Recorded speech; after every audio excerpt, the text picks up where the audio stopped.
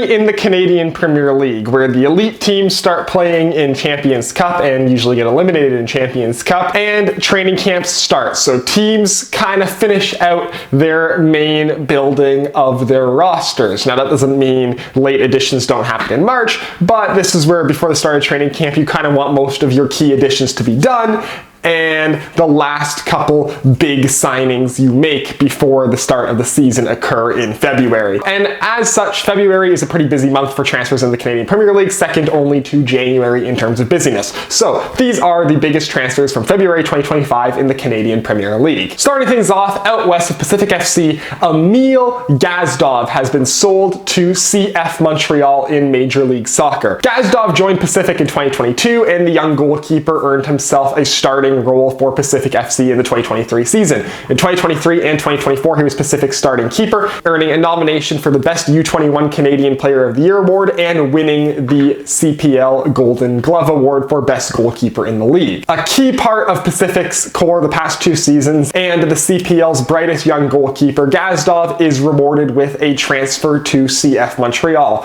And of all the MLS teams, Montreal seems to be the one that's leaning the most into the Canadian Premier League and really scouting the Canadian Premier League the hardest for talent. Last weekend in MLS, Montreal had 3 former CPL players in their starting lineup, and they had Gazdov to a CPL contingent that includes captain Joel Waterman, goalkeeper Jonathan Sirois, and former Cavalry midfielder Victor Laturi. Now Gazdov right now will be fighting with Sebastian Breza for the backup position with Montreal, as Sirois seems to have locked down the starting role. However, he follows in Sirois' footsteps as a former Canadian Premier League goalkeeper in the CF Montreal system. Sirois also a former Golden Glove award winner in the Canadian Premier League. So big move for Gazdov, and he has a big chance here, and at 21 years old, plenty of time for him to develop into a starting keeper in MLS, and obviously moving to an MLS team with professional experience at this age, there is potential for him to get a look at national team minutes in the future. So big move for Gazdov in his development, and I'm really curious to see how his growth continues from here. Now moving across to Vancouver FC. Vancouver FC was quite busy in February. First off, let's talk about the outgoing players. Ayman Sellouf left after his contract ended. He was transferred to Vancouver FC in a straight swap for Meyer Bevan from Pacific midway through last season, and now he's moving to the Bulgarian top flight with FC Krumovgrad, which will leave a bit of the gap in the Vancouver offense. Also moving on from Vancouver FC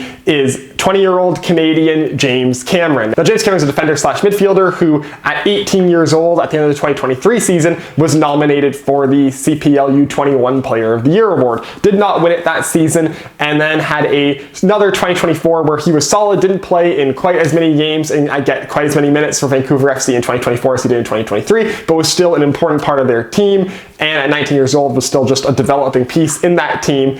And while he wasn't nominated for Canadian Player of the Year award, was just again another solid young bright spot on the Vancouver FC squad. He has been sold to Colorado Rapids 2 in MLS Next Pro, being the second major selling of a young talent from Vancouver FC this offseason following Grady McDonald. Now obviously going to Colorado Rapids 2, James Cameron will hope to crack the Colorado Rapids top team within the next 2 years. Very possible. However, he is following a bit of a haphazard path to MLS, as there is no guarantee, and we've seen in the past that there is no guarantee of CPL players signing with MLS Next Pro teams getting the move up to the first club. However, it does seem to be a bit more likely if they are sold and a transfer fee is paid, because that usually means the team has a bit more investment in them and a bit more belief that they will actually make the top team if they're paying a transfer fee for them to play for their tier 2 team. So going to MLS Next Pro on a transfer fee means that Colorado is invested in James Cameron and does definitely believe that he will have a shot at cracking their MLS squad. So that is a player to keep their eyes on in this upcoming MLS Next Pro season, and to watch as a potential guy who could get MLS minutes this season if Colorado has some serious injuries to their first team. Now to fill the offensive gap left by Sellouf, Vancouver FC brings in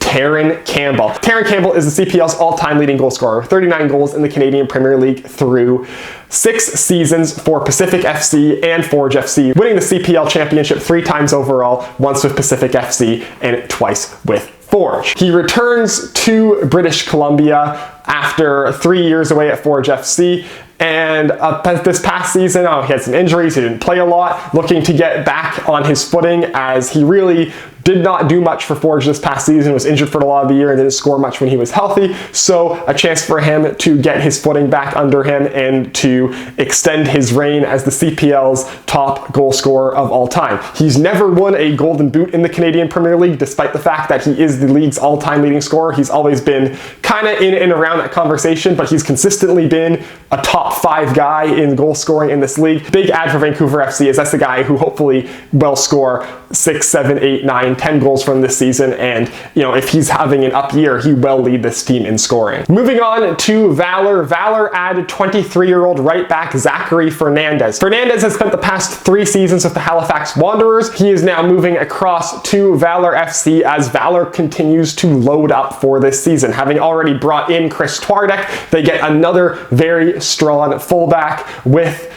Zachary Fernandez, a big steal from the Halifax Wanderers, and just another guy who, on top of Antonoglu and Twardek, is making Valor look pretty stacked in the fullback positions this season. Still some questions about how this team will be down the middle, but you can't argue that they've made some massive additions out wide. Moving on to Forge FC. Now, Forge mostly had their lineup all settled out in January as they brought in most of their additions in time for the CONCACAF Champions Cup. Right before the CONCACAF Champions Cup game at the beginning of February, they brought in Ben Paton. Now, Ben Paton comes over from Ross County in the Scottish Premiership. He's the younger brother of Harry Paton, who also plays for Ross County and has had a call-up or 2 to the Canadian national team. Ben, on the other hand, made 17 appearances over the past 2 seasons with Ross County in the Scottish Premiership. In January 2023, however, he had a cruciate ligament injury that knocked him out for all of 2023. He sat out 2024 after not signing with the club, and now is returning to professional football after 2 years on the mend and joining Forge FC. So a big chance for him to re-establish himself. This is a guy who, when he was younger, young, healthy,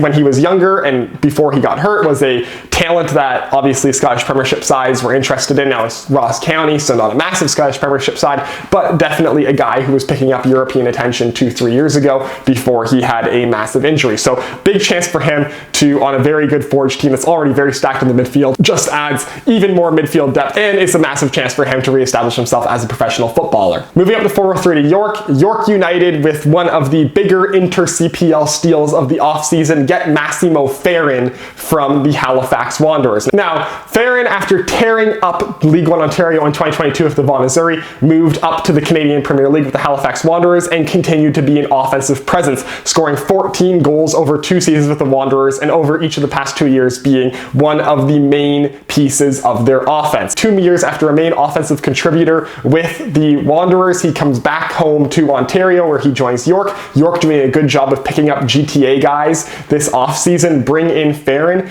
and he's going to be a massive addition to the York offense. York, they lost Babuli and Wright, and people were worrying about how they were going to fix their offense, and they fixed it pretty damn quickly, signing Gabriel Bitar and Massimo Ferrin as their replacements. So Bitar and Ferrin, 2 guys who are pretty consistently 5, 6, 7 goal scorers in the Canadian Premier League. Those 2 guys are going to run their offense, 2 very good creative players, and just a huge get for York, as Ferrin is one of the bigger offensive talents that's moved within the Canadian Premier League this offseason. Moving on to Ottawa. Ottawa, first off, adds some veteran depth, signing Brett Levi from Detroit City FC. Levi is a name that CPL fans are familiar with, as he was with Valor FC from 2020 to 2022 before moving to the USL Championship for the past 2 years with FC Tulsa and then Detroit City FC. Now, at the age of 31, he comes back to the Canadian Premier League, joining Atletico Ottawa, as Ottawa, first off, needing some wing-back replacements after both De Brienne and Twardek left. Bring in an experienced Canadian with Levi. He is going to be a very solid addition to that team. Maybe not as flashy as a player as De Bruyne, but he is a very solid, experienced player in this league, and that is a very solid signing for that Ottawa team. In addition, Ottawa also replaced Ruben Del Campo, who left in January, with Monty Patterson. Patterson is a 28-year-old Kiwi striker. He has 15 appearances and 1 goal for the New Zealand national team, a former guy who was in the Ipswich Academy. He spent the better part of his last 5 years back home in New Zealand, absolutely tearing up the New Zealand League. So coming on now to the Canadian Premier League, he should be Ottawa's starting striker all this season. And it'll be interesting to see what he'll do at the fully professional level, given that the New Zealand League is semi-pro, but this is a guy who could be a Golden Boot contender this season, especially on this Atletico Ottawa team. And this is an Ottawa team that, losing Del Campo, losing Bassett, is going to need offense, and they are turning to Monty Patterson to hopefully provide it. Will he be up to the level that those guys were? That remains to be seen, but he definitely has a scoring pedigree in New Zealand, and that is exactly what Ottawa is looking for with an international player signing at striker. A guy who scored goals for fun in New Zealand should be good for 8 to 10 a year in the Canadian Premier League. And finally, moving on to the Halifax Wanderers. Now, the Wanderers have lost a lot of talent this offseason, and it seems like they've decided that the way to replace it is with 18-year-olds signed on loan from MLS teams. First off, they have Alessandro Biello coming in on loan from CF Montreal. Biello, 18-year-old midfielder, made 4 appearances last season for CF Montreal as an 18-year-old in all competitions. He's turning 19 at the beginning of April, which he will be for the whole of this CPL season. Now, Montreal, without having an MLS Next Pro team, does rely on loans to the CPL a bit more than the other MLS teams to develop their talent, so them sending a guy on loan to the CPL doesn't typically mean that they've given up on them. So a guy who potentially could do very, very well for Halifax. And signing CF Montreal players on loan has been a pretty successful move in the past for CPL teams. Keep in mind that both Sean Rea and Jonathan Sirois were CF Montreal loanees. So Alessandro Biello, definitely a guy to keep an eye on for as a potential U21 Canadian Player of the Year award winner, and a guy who should do very well in Halifax. I mean, this is a big showcase season for him.